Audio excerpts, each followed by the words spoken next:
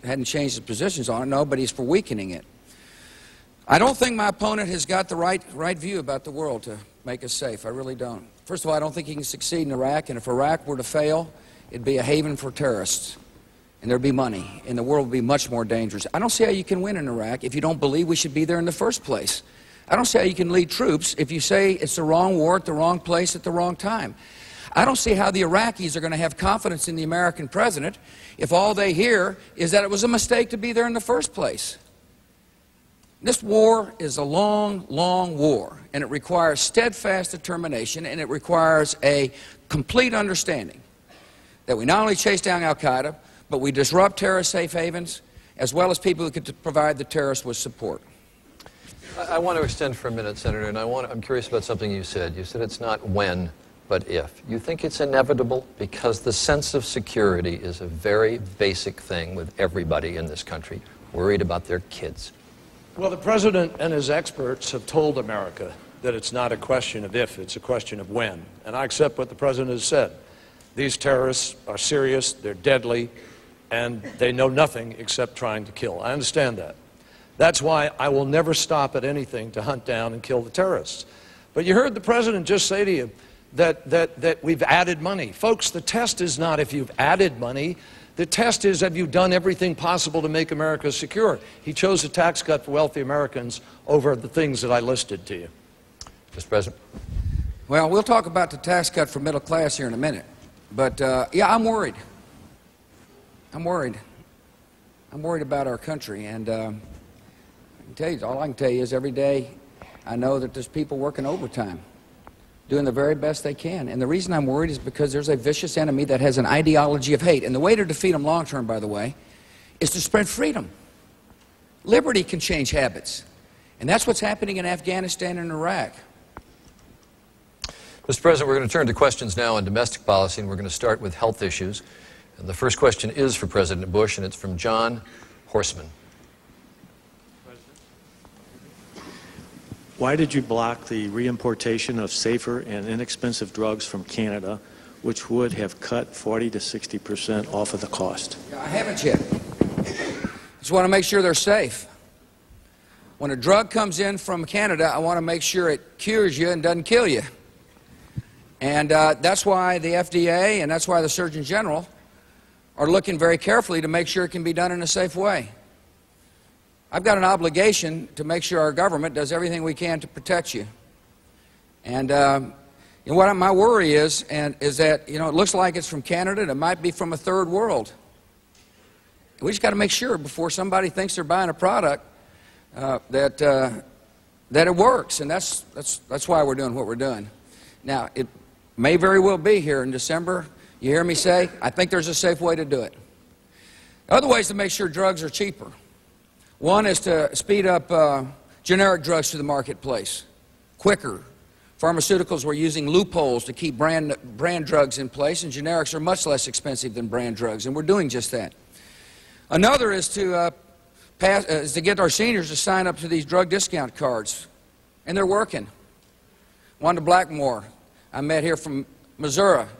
The first time she bought drugs with her drug discount card, she paid $1.14, I think it was, for about $10 worth of drugs. These cards make sense. And you know, in 2006, seniors are going to get prescription drug coverage for the first time in Medicare. Because I went to Washington to fix problems. Medicare, the issue of Medicare used to be called Mediscare. People didn't want to touch it for fear of getting hurt politically. I want to get something done. I think our seniors deserve a modern medical system.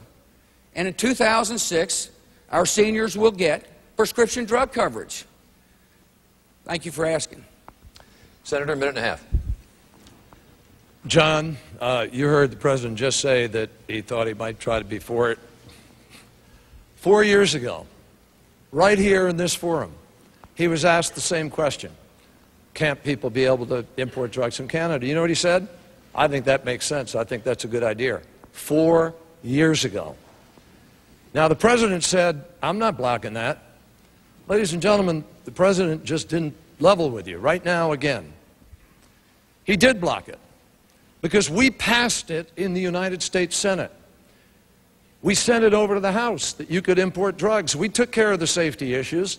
We're not talking about third world drugs. We're talking about drugs made right here in the United States of America that have American brand names on them in American bottles, and we're asking to be able to allow you to get them. The president blocked it. The president also took Medicare, which belongs to you, and he could have lowered the cost of Medicare and lowered your taxes and lowered the cost to seniors. You know what he did? He made it illegal for Medicare to do what the VA does, which is bulk purchase drugs so that you can lower the price and get them out to you lower. He put $139 billion of windfall profit into the pockets of the drug companies right out of your pockets. That's the difference between us.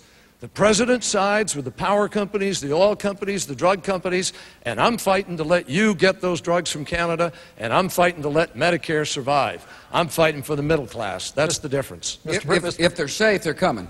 I want to remind you that it wasn't just my administration that made the decision on safety. President Clinton did the same thing, because we have an obligation to protect you. Now, he talks about Medicare. He's been in the United States Senate 20 years. Show me one accomplishment toward Medicare that he accomplished. I've been in Washington, D.C. 3.5 years and led the Congress to reform Medicare so our seniors have got a modern health care system. That's what leadership is all about. Actually, Mr. President, in 1997, we fixed Medicare, and I was one of the people involved in it. We not only fixed Medicare and took it way out into the future, we did something that you don't know how to do. We balanced the budget. And we paid down the debt of our nation for 2 years in a row, and we created 23 million new jobs at the same time. And it's the president's fiscal policies that have driven up the biggest deficits in American history. He's added more debt to the debt of the United States in 4 years than all the way from George Washington to Ronald Reagan put together. Go figure. Next question is for Senator Kerry, and this comes from Norma Jean Laurent. Senator Kerry, you have stated your concern for the rising cost of health care, yet you chose a vice presidential candidate who has made millions of dollars successfully suing medical professionals. How do you reconcile this with the voters? Very easily. John Edwards is the author of the Patient's Bill of Rights. He wanted to give people rights. John Edwards and I support tort reform. We both believe that as lawyers, I'm a lawyer too, and I believe that we will be able to get a fix that has eluded everybody else because we know how to do it. It's in my health care proposal. Go to johnkerry.com. You can pull it off the internet, and you'll find a tort reform plan. Now, ladies and gentlemen, important to understand, the president and his friends try to make a big deal out of it. Is it a problem? Yes, it's a problem. Do we need to fix it, particularly for OGBYNs and for brain surgeons and others? Yes. But it's less than 1% of the total cost of health care. Your premiums are going up. You've gone up in Missouri about $3,500. You've gone up 64%.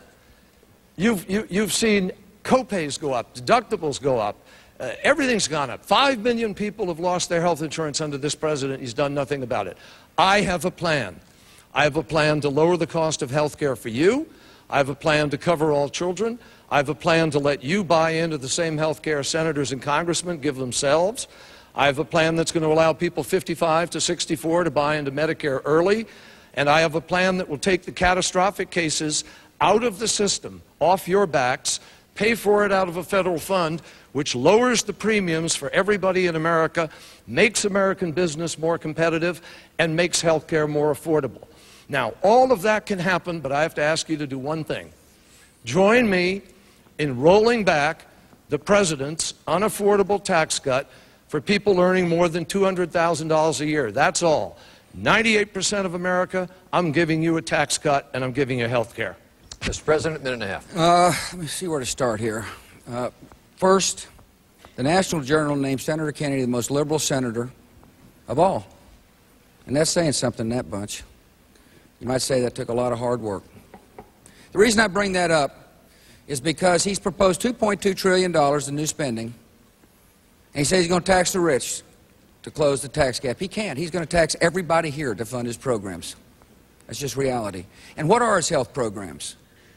First, he says he's for medical liability reform, particularly for OBGYNs.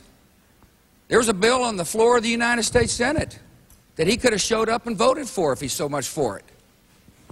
Secondly, he says that medical liability costs only cause 1% increase. That shows a lack of understanding. Doctors practice defensive medicine because of all the frivolous lawsuits that cost our government $28 billion a year. And finally, he says he's going to have a novel health care plan. You know what it is? The federal government's going to run it. It is the largest increase in federal government health care ever. And it fits with his philosophy. That's why I told you about the award he won from the National Journal. That's what liberals do. They create government-sponsored health care. Maybe you think that makes sense. I don't. Government-sponsored health care would lead to